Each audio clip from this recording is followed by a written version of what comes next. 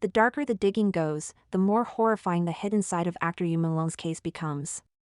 Now the rumors are spinning out of control. Word has it there's a red USB containing the entertainment industry's secrets, a mysterious sacrifice room has been exposed, and the list of names allegedly involves Song Yiren, Du Chang, and even descendants of Li Peng and Yi Ting. Was this really just an accident, or a sacrificial execution in a power game? Don't miss the next drop, subscribe and enable the bell. Can you believe it? The more you dig into Yu Menglong's case, the more terrifying it gets. Some claim he might have had a red USB in his possession with dark secrets from the entertainment world inside. Others say he was afraid of heights and pain and would never have jumped. There are even online claims pointing to a secret organization behind it all, called the Sacrifice Room.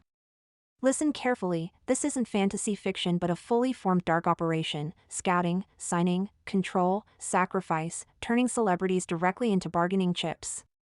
Even more explosive, the list that's circulated allegedly includes descendants of powerful red families, capital tycoons, and even ties to the families of Li Peng and Yi Ting. Netizens exclaim, how could this be a simple drunken accident? It looks like a black box execution. And the authorities? In just 5 short hours they rushed to label it not criminal, issuing a templated notice that brushed the case aside. No details, no truth, only one priority: tamp down the fire, cool public opinion, and maintain stability.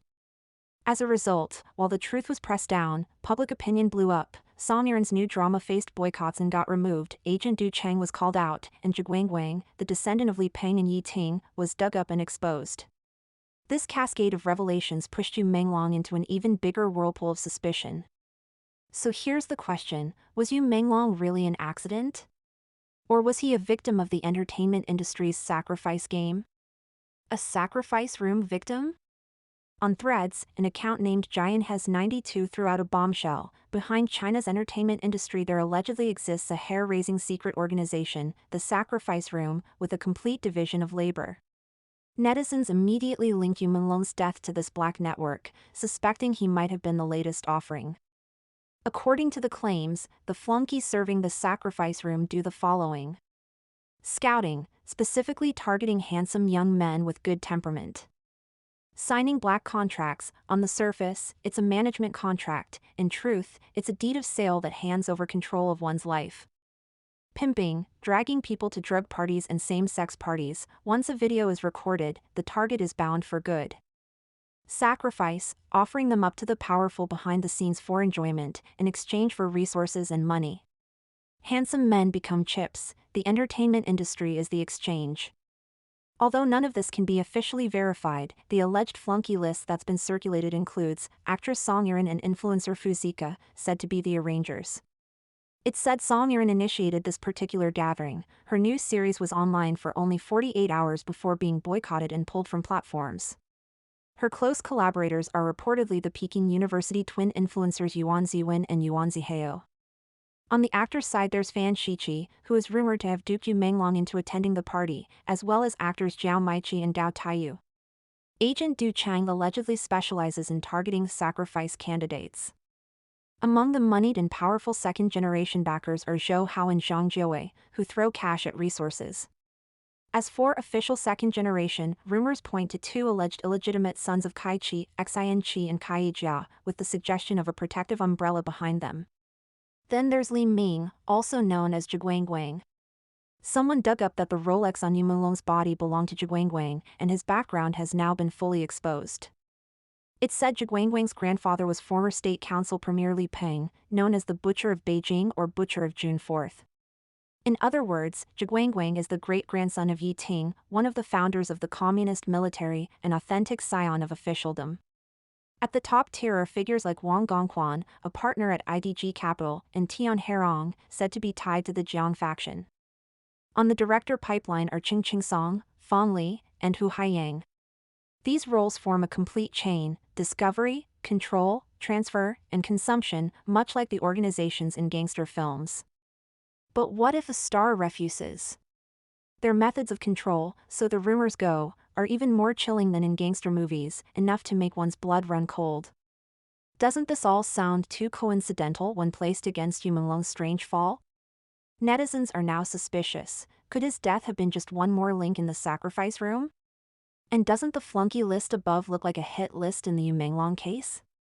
The official line is, he was drunk and accidentally fell. Netizens ask, why were there no on-site details disclosed? Why has his agency, Tianyu Media, said almost nothing?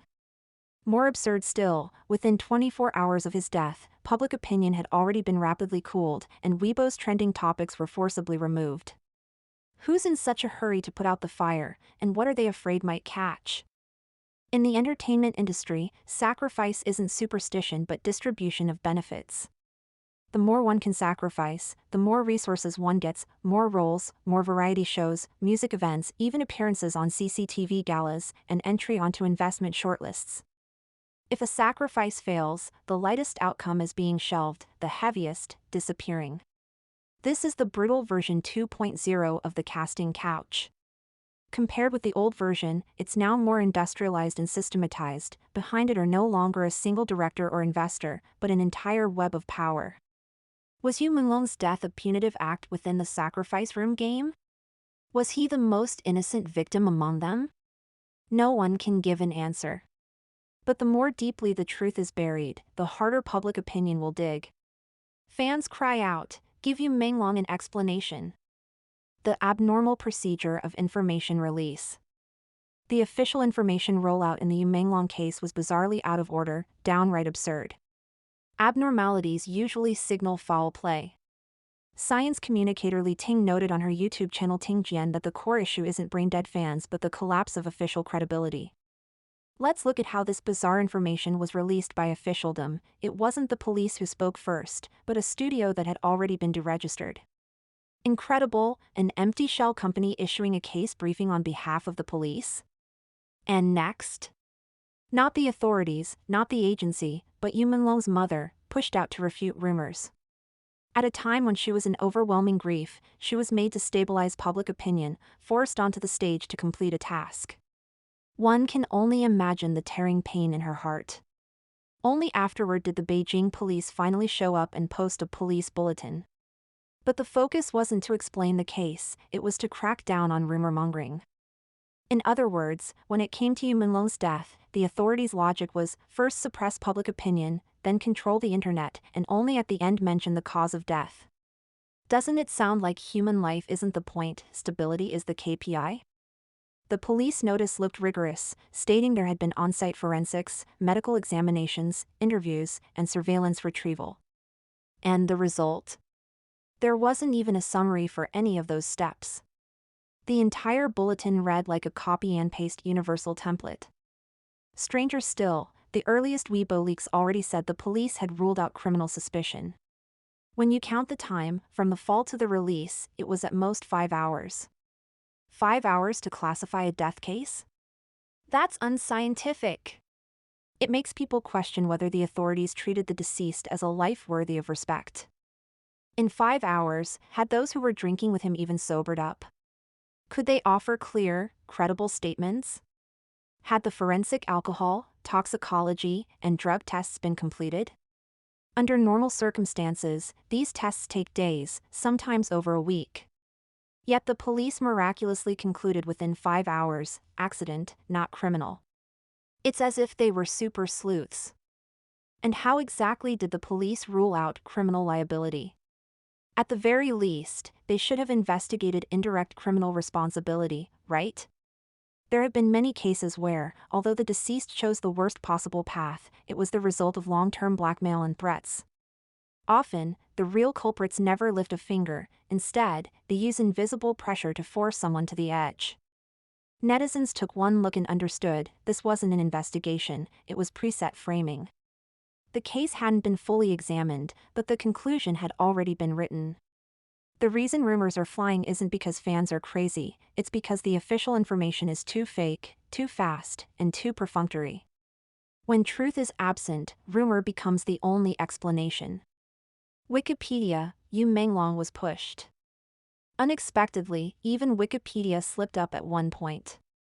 It once posted that Menglong's death was not an accidental fall.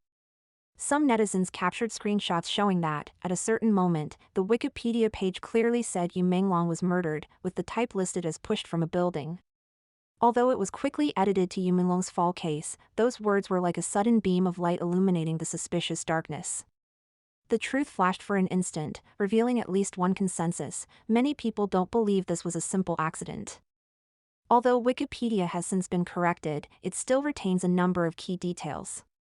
In other words, fragments of the truth remain hidden in those public entries. Under Yu Menglong's obituary, more than 390,000 comments were posted, not only expressing sorrow but demanding the truth be found. According to summaries by Central News Agency, CNA, and BBC Chinese, online doubts mainly revolve around this: was it truly an accidental fall, or did Yu Menglong resist the entertainment industry's unspoken rules? Some disclosures even point to the participation of powerful figures in his persecution. CNA reports that, on international social platforms, an even more chilling claim has circulated that Yu Menglong might have held a red USB containing the entertainment industry's darkest secrets. Some also suspect that, in his final moments, he was already being abused.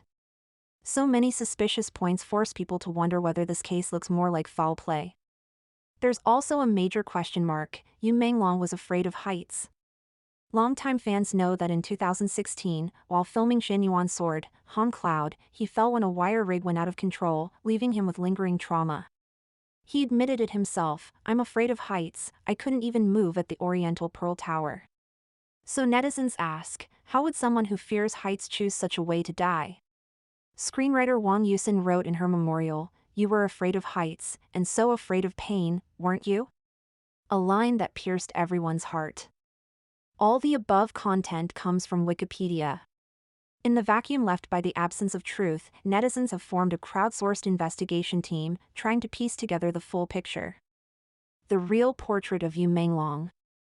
Recently, netizens dug up footage showing that at 16, Yu Menglong was already performing as a bar singer and had been in a rock band called Mist. That teenage stage may have been the starting point of the drama obsessive he later became. He truly rocketed to fame with Go Princess Go. It's said he stayed up all night to write a 3,000-character backstory just for the 9th prince role. Later, for Uncensored, he studied preaching etiquette for 3 months. For Twisted Fate of Love, he pored over traditional Chinese medical texts to portray a sickly young master, completely devoted to his roles. Since 2015, he quietly funded the building of music classrooms at rural primary schools in Gansu and Qinghai, recording more than 200 online lessons for them over 8 years, never publicizing it until a local teacher's thank you video brought it to light, revealing a kindness he rarely showed in public. Over 5 years, Yu Menglong bought more than 400 books on philosophy and history, filling them with annotations. At the same time, he was a League of Legends diamond rank player. Reading Zhuangzi while gaming, he once said, "People should be like water, taking the shape of whatever vessel they're in." Few know he wrote dozens of songs under pen names such as Yu Xingchen, many of them original soundtracks for film and TV. He often sang them himself, yet did not insist on being credited. He even turned down high appearance fees to devote himself to an original musical. This work overexposure ideal made him an outlier in the entertainment industry.